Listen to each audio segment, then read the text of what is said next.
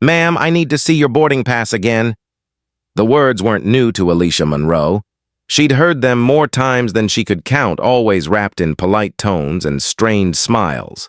But this time was different. This time she wasn't at the TSA checkpoint or boarding late.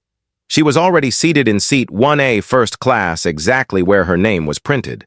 Her carry-on was stowed, her tablet was out, and she was reviewing final notes for a multi-million-dollar clean energy pitch.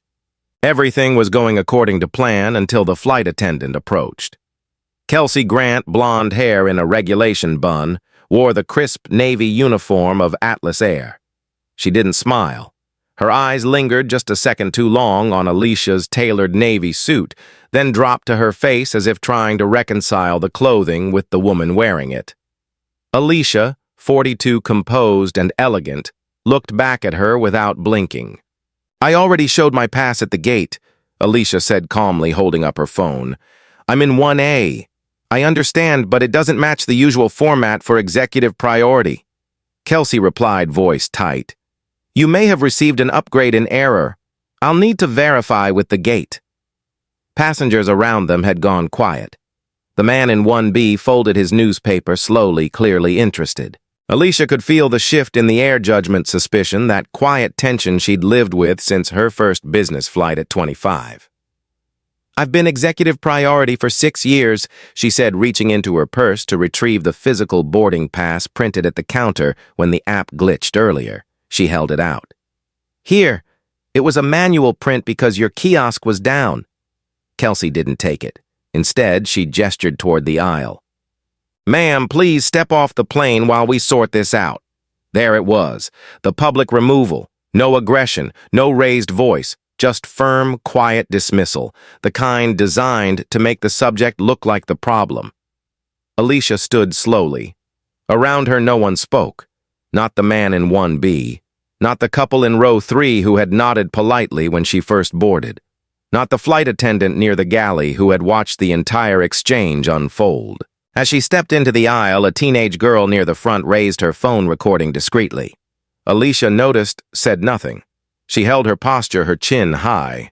Years in boardrooms had taught her that dignity was often your last line of defense.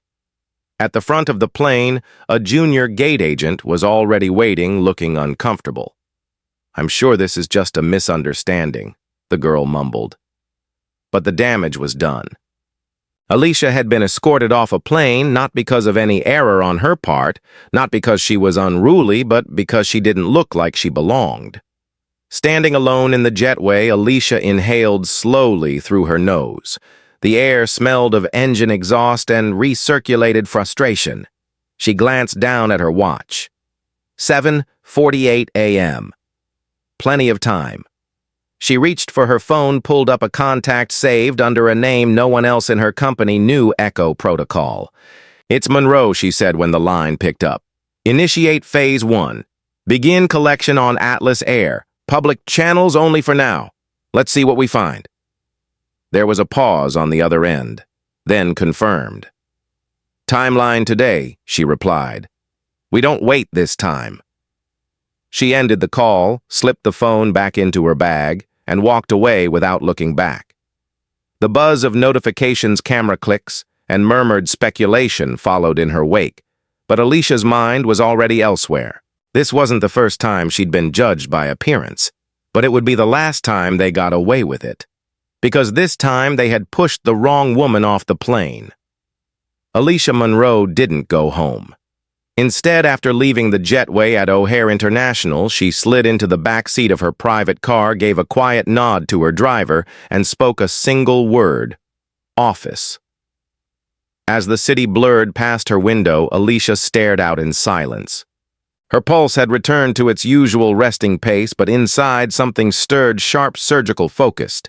She'd experienced bias all her life, but this moment had crossed a line. She hadn't been overlooked. She had been removed, and Alicia Monroe didn't let things like that go unchallenged.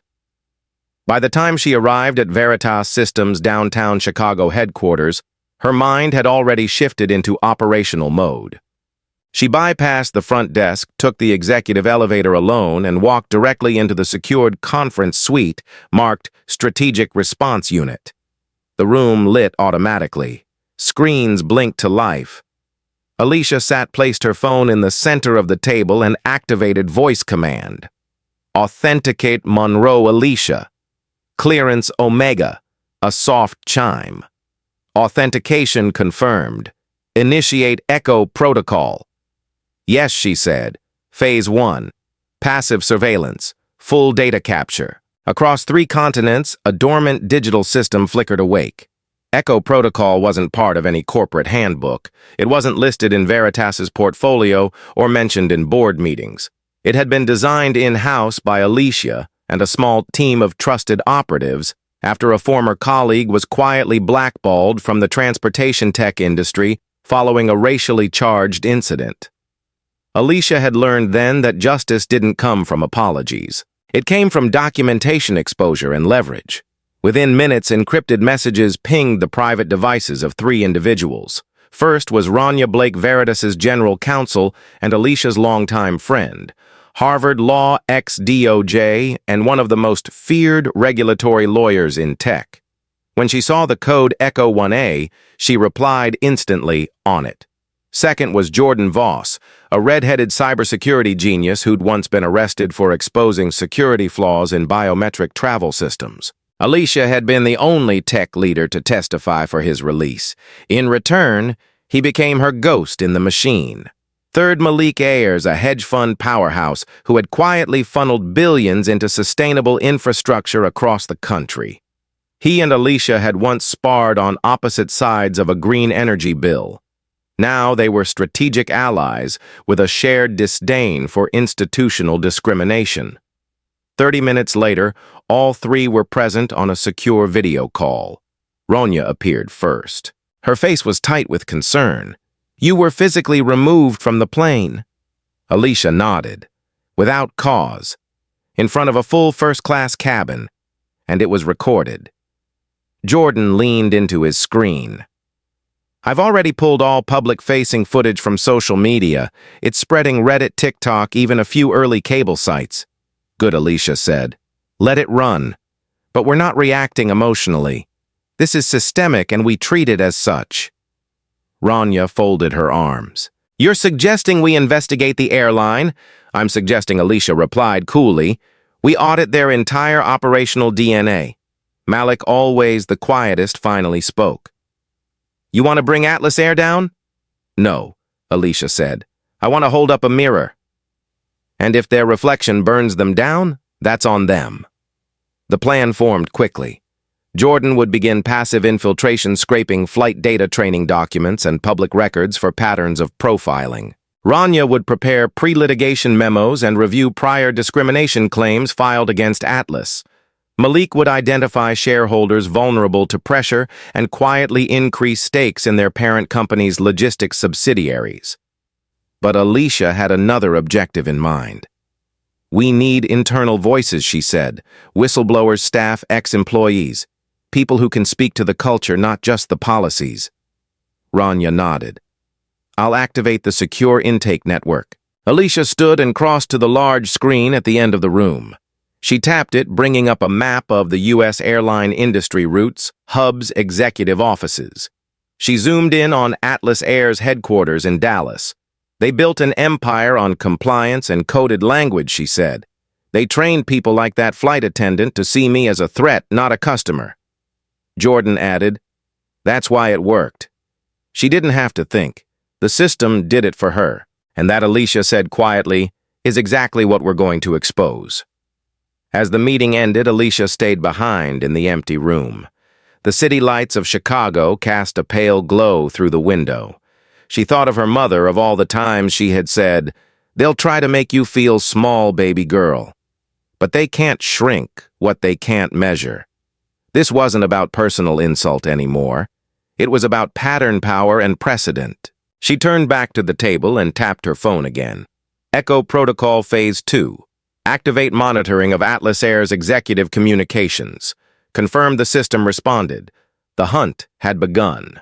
2 days after the incident, Jordan Voss sat alone in a dimmed room inside Veritas Systems' cybersecurity division, surrounded by 4 large monitors. Each screen pulsed with streams of data, passenger logs, flight manifests, server metadata, and training videos pulled from Atlas Air's public repositories and less-than-secure intranet portals. The numbers weren't just data, they were patterns. And Jordan, with his near-photographic memory and instinct for buried logic, was trained to see what others missed. By 2:47 a.m., the pattern was undeniable. He tapped a few keys and ran the final cross-check. Then, without ceremony, he opened a secure video line to Alicia. "I've found it," he said, eyes sharp. "They call it Falcon." Alicia appeared on screen, still dressed in a sharp blazer from the previous day's meetings, though her earrings were gone, and her expression was colder than usual. "What is it?" "It's an internal AI module used by Atlas to optimize seat assignments, security flags, and in-flight service protocols. But that's not all. Falcon flags passengers for additional screening and reseating based on a name-weighted algorithm, specifically names that sound ethnic." Alicia leaned forward slightly. "Are you telling me I was downgraded by a computer?" "Not downgraded. Targeted. Falcon runs pre-boarding assessments using passenger names, TSA history, seat upgrades, and zip codes. It then assigns a probability score. If you fall outside the comfort range, the system alerts staff to initiate manual verification." Alicia sat in silence. Jordan continued. "I ran simulated bookings using names like Rebecca Stein, Mark Patterson, and Chris Hall. Everyone sailed through the system, but when I tested Alicia Monroe, Deshaun Green, and Fatima Khalil instant flag." He clicked a key. A new window opened, a company memo titled Passenger Experience Calibration, Falcon V2.3. It described the AI model's objective to ensure seamless cabin environments by identifying friction risks. Nowhere in the document was race or ethnicity mentioned, but the examples and reference data made the subtext clear. Alicia exhaled slowly. They automated discrimination. Jordan nodded and buried it under efficiency. Rania joined the call moments later. She'd been reading through Atlas Air's recent legal records. They've already had 3 lawsuits from passengers of color claiming unfair treatment in the past 2 years. All settled privately. No admissions of fault. Sealed terms. Alicia's voice turned steel. "That ends now." She scheduled an emergency strategy meeting the next morning. Around the table sat her core team, Jordan Rania Malik Ayers and Captain Lynn Evans, an industry veteran, and one of the few black female pilots still flying domestic routes. She'd quietly reached out after seeing the viral video offering insider perspective. "They train you to obey patterns," Captain Evans said bluntly. "You're not told to treat passengers differently, but the examples they show you always the same. Nervous man with an accent, brown-skinned woman asking about gate changes. You're taught who to watch without ever saying it aloud." She pulled out a thumb drive and set it on the table. "This has the real flight attendant training slides, not the ones they release to media, the real ones." Alicia loaded the drive into her laptop. Slide after slide displayed mock scenarios. Passenger seems agitated, confirm documentation. Guest in premium cabin with non-standard attire alert lead. The images were painfully clear people of color in almost every negative example. "This is orchestrated," Alicia said. "The AI is just one piece of a much bigger system." Malik added, "This isn't just about bias, it's business. They use Falcon to shift undesirable passengers out of premium seats, then resell them to last-minute high-tier customers. It's profit-driven prejudice." Alicia turned to Rania. "What happens if they lied to regulators about Falcon? If they testified under oath that no such profiling system exists, and we prove otherwise, it's perjury. That opens them to federal prosecution, not just civil liability." Jordan leaned in. "We also found internal language codes. Code Tango Delta appears frequently in staff messages. It's shorthand for minority male passenger. We have dozens of logs where flight crews are told to monitor TDs in premium class." And there's also Code Sierra Lima, usually referring to Muslim passengers. Silence fell over the room. They've created an invisible caste system, Alicia said quietly. And it works because it's hidden behind software policy and polite smiles. Captain Evans looked at her. So what now? Alicia answered without hesitation. Now we make it visible. She walked to the glass wall overlooking the Chicago skyline and let the sunlight hit her face. This wasn't just about a viral video anymore. It wasn't about embarrassment or ego. It was about systems designed to exclude, built to survive scrutiny, and engineered to make people like her feel like intruders. We go public, she said finally, not with fire, not with noise. We lead with truth, with data, with testimony, and when they try to hide, we show the world how the sky itself was rigged. Jordan nodded. Then let's bring the sky down to earth. Alicia Monroe didn't expect the next blow to come from inside her own house. It arrived quietly in the form of a misdirected email. Victor Lang, her CTO at Veritas Systems, had flagged it immediately, an internal strategy document that had been forwarded accidentally to her from one of their own board members. The sender, Elliot Hart. She read the name twice, thinking it must be a mistake. Elliot Hart had been with her since the early days of Veritas. He'd mentored her through her first major acquisition, sat front row at her Harvard keynote, and even signed the final approval letter that greenlit Echo Protocol. To Alicia, he had always been the rare kind of executive who believed in both business and justice.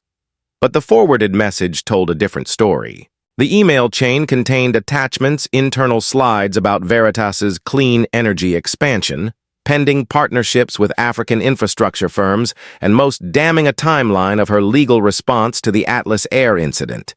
The metadata confirmed it had been forwarded from Elliot's personal account to a legal contact at Logicor Holdings, a shadow affiliate of Atlas Air's parent company. It wasn't just betrayal, it was strategic sabotage. She sat in stunned silence for a full minute. The quiet in her office felt suffocating. When Rania arrived minutes later, Alicia handed her the tablet wordlessly. As the general counsel read through the chain, her face hardened. "This isn't accidental," Rania said flatly. "He's been feeding them information for weeks." Why Alicia asked, though, a part of her already knew. Rania tapped the top of the email. "See the CC line. One of the recipients is the senior portfolio advisor at Covenant Capital. They manage the pension fund for Atlas's executive board. My guess is they threatened to pull the $15 billion account unless Elliot helped manage the situation." Alicia looked down, jaw clenched. "So he chose them over us." "No," Rania corrected. "He chose fear over principle." That night, Alicia sat alone in her apartment, a glass of untouched wine on the table beside her. On the bookshelf across from her sat a framed photo of Veritas's first board meeting. Elliot stood beside her in that image, smiling, hand on her shoulder like a proud uncle. She remembered his speech that day. "You don't just build great companies, Alicia. You build great standards." Now that same man had leaked her plans to the very people trying to discredit and destroy her. She could have confronted him immediately, could have brought the board into an emergency vote and ousted him in 24 hours. But something in her paused. Because this wasn't about one man. It was about every system, corporate, political, legal, that allowed good men to quietly become complicit. That rewarded silence and punished integrity. That turned mentorship into leverage. The next morning, Alicia summoned Malik Ayers to a private rooftop meeting before the day's briefings. They stood overlooking the Chicago skyline, the early sun casting long shadows. "I lost someone," Alicia said simply. Malik raised an eyebrow. "Elliot." She nodded. "I figured," he said. "The markets have been moving weird. Someone's leaking our plays." She turned toward him. "We stay the course, but I'm changing the game." "How so?" "We don't just expose Atlas," she said, her voice sharpening. "We build the alternative. Not a press stunt. A real tangible competitor. A new airline. A new standard. A new altitude." Malik smiled slowly, understanding her full intent for the first time. "You're not just trying to fight the system. I'm going to replace it," she said. He extended his hand. "Then let's start building." As they shook, Alicia felt a shift not of anger, but of clarity. Elliot's betrayal had cut deep, but it had also reminded her of something vital. Reform was no longer enough. It was time for reconstruction. 3 weeks after the incident that had rocked the airline industry, Alicia Monroe walked into an abandoned aircraft hangar on the outskirts of Atlanta. Sunlight filtered through the high windows in muted rays. The space smelled of steel dust and quiet potential. It was once a repair depot for a now-defunct regional airline. Now it was about to become the birthplace of something that had never existed before, an airline designed from the ground up to be just. Alicia's heels echoed across the concrete floor as she moved through the space, her executive team trailing behind her: Rania Blake Jordan Voss, Malik Ayers, and newly promoted COO Imara Thompson. On the far wall, an architect's concept drawing was taped beside a makeshift whiteboard. The name written in block letters above it read, "True Horizon." She paused before it. "It's more than a company," she said softly. "It's a correction." The concept had been forming in her mind for years, long before the Atlas Air incident ever happened. But until now, she hadn't had the fire to act on it. Now that fire was undeniable. True Horizon wouldn't be built in the image of what already existed. It would be an inversion of the old model. No bias-coded systems, no manipulated seating algorithms, no hidden profiling protocols behind smiling gate agents. Instead, everything from boarding process to in-flight service to hiring and internal promotion would be built around one principle. Dignity is not a premium service. It's a baseline right. Jordan had already begun drafting the backbone of the airline's AI infrastructure, a transparent system open to third-party audits with constant bias testing and explainable logic. It wouldn't just avoid discrimination, it would actively identify and correct subtle patterns of unfairness in real time. "We're calling it Aurora," he explained.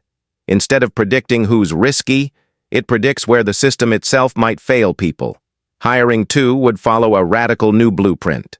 Imara led the charge, designing a recruitment pipeline that prioritized equity over convenience. That meant blind resume reviews, weighted interviews for applicants from underserved communities, and a scholarship to employment track for aviation students of color. "We don't want diversity for the brochure," Imara said in one early meeting. "We want it in the cockpit, at the counter, and in every decision room." Alicia nodded. "Let's make it standard, not exceptional." Meanwhile, Malik tapped his network to fund the ambitious launch. Venture firms, social impact investors, and ESG-focused hedge funds lined up, driven not just by the ethics of the mission, but by the clear market demand for a flying experience free from tension, humiliation, and inequality. "People are tired of being treated like checked luggage," Malik told one boardroom full of skeptical financiers. "They want to feel safe, seen, and respected, and no one is offering that at scale. Yet." By the end of the first month, True Horizon had secured its initial fleet, 6 refurbished mid-range jets, and filed its application for FAA commercial certification. The press caught wind quickly. Headlines ranged from "Tech CEO takes on the skies" to "Can equity take flight?" But for Alicia, the most unexpected development came in the form of a message she hadn't anticipated: an email from Kelsey Grant, the flight attendant who had pushed her off Atlas Air Flight 1482. The subject line read, "Request for meeting off the record." Rania urged caution. This could be bait or PR damage control. But Alicia read the body of the message carefully. Kelsey wasn't looking to be redeemed. She wasn't asking for a second chance. She was offering documents, real ones. Not public-facing policies, but internal manuals, chat logs, and post-shift briefings that confirmed the suspicions Alicia's team had already been uncovering. "She says she's not trying to save her job," Alicia told the group. "She's trying to save her daughter's opinion of who she is." They met quietly in the old hangar's conference room 2 nights later. Kelsey arrived with a thick manila envelope and a face stripped of makeup and pretense. "I can't undo what I did," she said, "but I can stop others from doing worse." Alicia studied her for a long moment, then simply said, "Then help me build something better." From that moment on, Kelsey joined True Horizon's training standards team, tasked with helping design the very modules that would replace the culture that had shaped her. It was a controversial decision, but for Alicia it was necessary. "If we don't include the people who've lived through the broken system," she told a concerned investor, "we'll never know how to build one that works." 2 months later, on a stage in front of press partners and early employees, Alicia unveiled the company's official slogan, "True Horizon, where everyone has a seat." The applause was real. The mission was personal. The skies were waiting. The more Alicia Monroe built, the harder Atlas Air tried to tear her down. Within a week of True Horizon's public launch, the first shot was fired not in court, but in the press. A national news outlet published an anonymous exposé claiming Alicia's rise to wealth had been suspiciously accelerated through insider contracts and shady offshore partnerships tied to her ex-husband's past real estate dealings. The story was planted with just enough plausible framing to raise doubt, but hollow in substance. Alicia's team saw it for what it was, a coordinated distraction. "She's built too much too fast," Rania said as she closed the browser. "They're scared." "They should be," Alicia replied. "But we're not reacting. We're responding with facts." That afternoon, Veritas's legal team released a 43-page document detailing Alicia's financial history, philanthropic initiatives, audited investment structures, and every major contract she'd signed since founding the company. The transparency was so overwhelming that the original article was retracted by the next morning, followed by a public apology from the outlet's editorial board. But the attack had only just begun. 3 days later, Alicia was served with a lawsuit from Atlas Air's parent corporation, corporate espionage, theft of proprietary systems, and unlawful interference with business contracts. The suit alleged that she had used her experience as a passenger and potential vendor to covertly gather intelligence, then weaponize that information to inflict reputational and financial harm.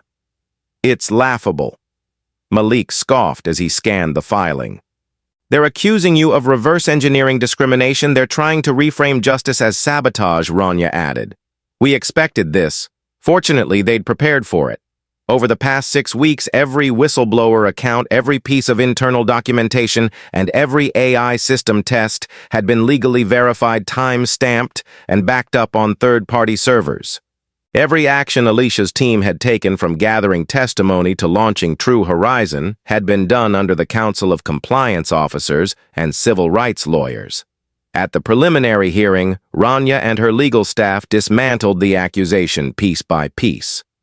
The judge reviewed the defense files, frowned at the plaintiff's inconsistencies, and dismissed the case within 58 minutes. Then came the surprise. Atlas Air was ordered to pay $68 million in legal fees and compensatory damages for filing a deliberately deceptive retaliatory lawsuit intended to silence protected speech and whistleblower activity. The ruling was a disaster for Atlas, not just legally, but publicly. News outlets who had been neutral began reporting on the failed lawsuit as a cover-up attempt.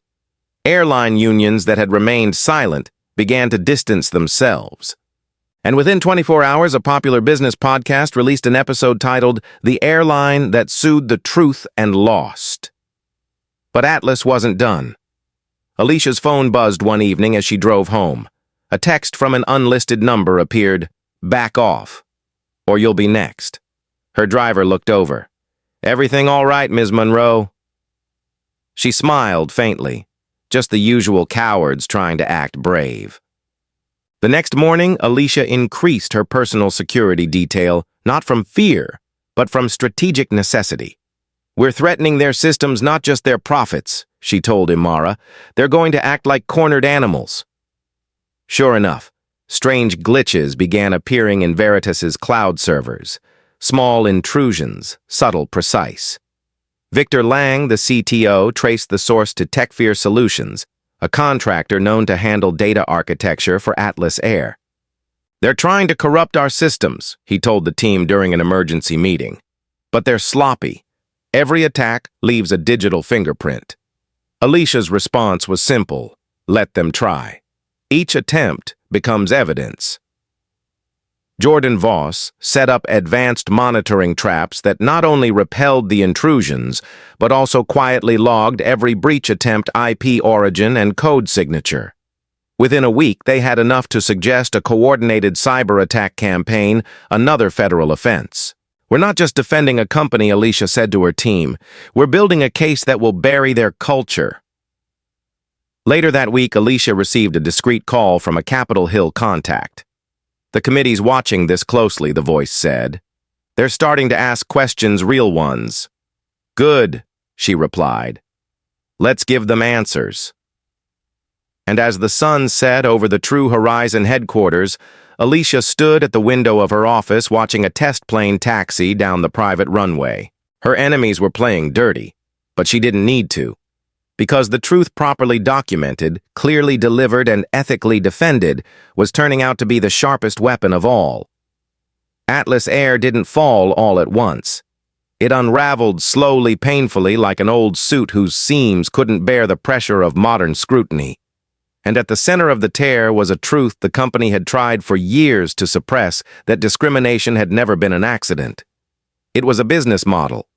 In the weeks following the failed lawsuit against Alicia Monroe and Veritas Systems, the airline's leadership scrambled to regain control. CEO Gerald Langston issued a half-hearted apology on national television citing training miscommunications and promising a thorough internal review. But the damage was already done. Behind the scenes, federal regulators had begun to dig. Alicia's team had quietly submitted a comprehensive report to the Department of Transportation and the Equal Employment Opportunity Commission, complete with whistleblower testimonies, Falcon AI code samples, employee chat logs, and evidence of manipulated safety reports. It was undeniable. The culture at Atlas wasn't broken, it had been engineered that way. Within days, congressional leaders called for hearings. Airline unions that had long stayed neutral began breaking ranks. The National Flight Attendants Association, representing over 80,000 workers, released a statement condemning Atlas's practices and urging members to reconsider their employment. That same week, Atlas's stock dropped 11%. Not because of the lawsuit, not because of Alicia's airline, but because confidence, that quiet, invisible foundation of every major corporation, had evaporated.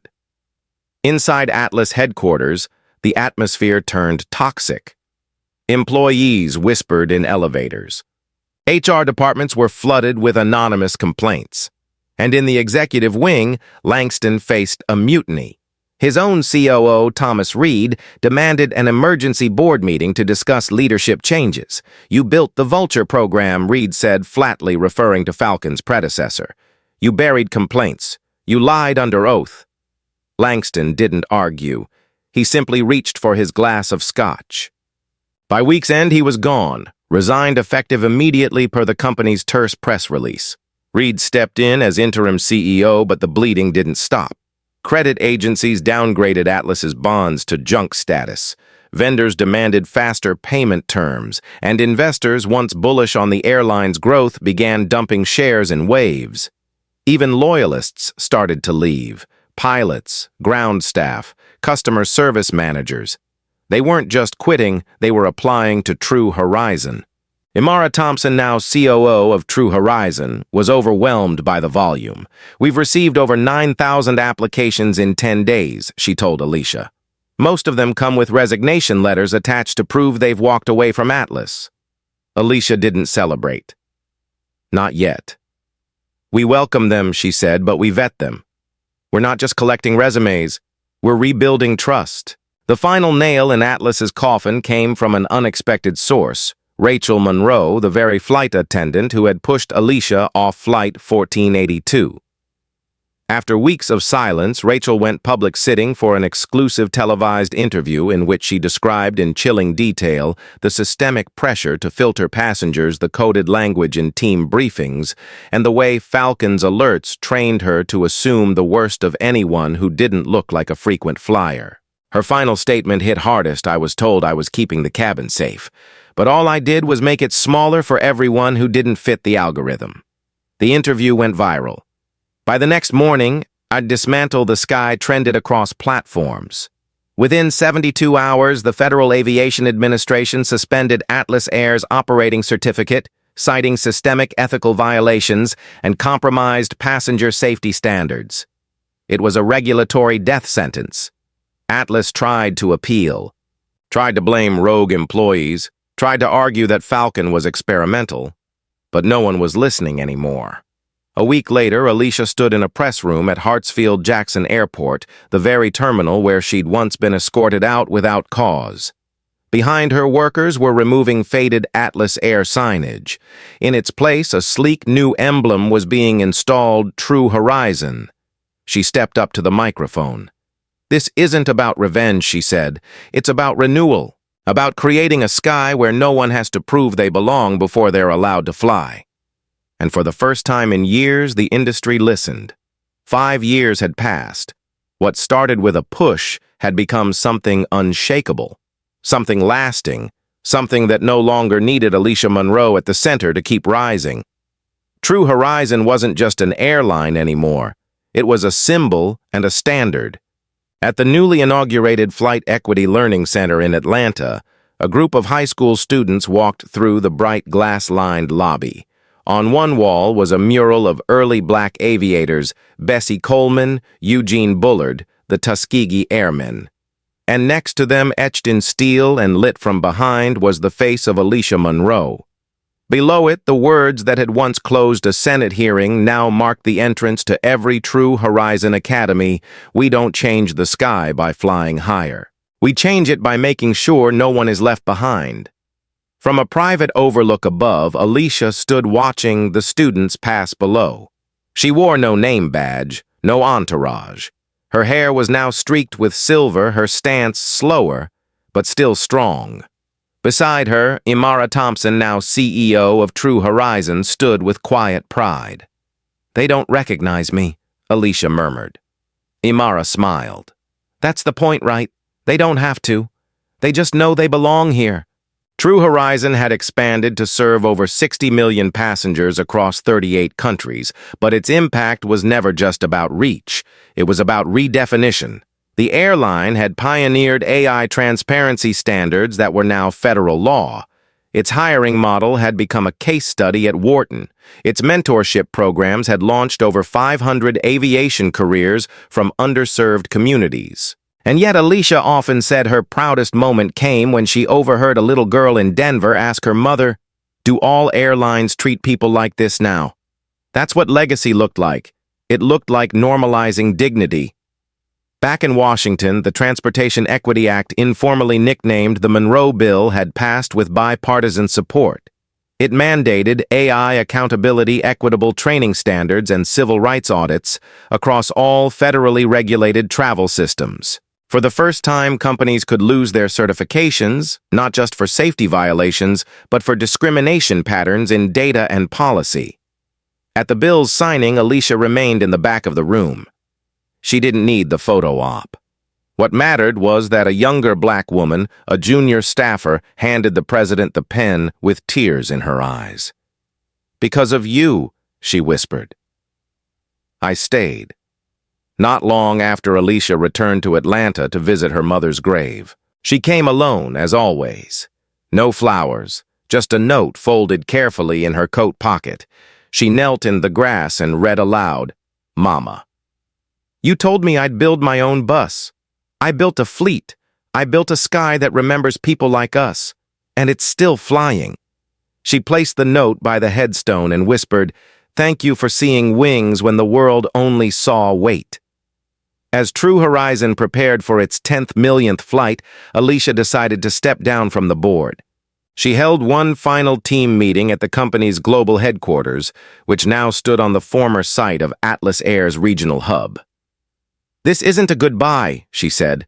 "It's a transfer of altitude. This mission was never mine to keep. It's yours to grow." Imara took her seat the next day as the new chairwoman. Jude Wilson now led True Horizon's Ethics in AI division, training governments and corporations around the world. Rachel Monroe, once the symbol of what had gone wrong, now ran the airline's Global Inclusion Unit and was set to speak at the United Nations about bias reform in transportation systems. And Alicia she taught. Her Harvard course, Ethics, Power, and the Modern Enterprise, quickly became the university's most oversubscribed class. During her first lecture, a student raised their hand and asked Professor Monroe what made you fight back when you were told to leave that flight. Alicia smiled.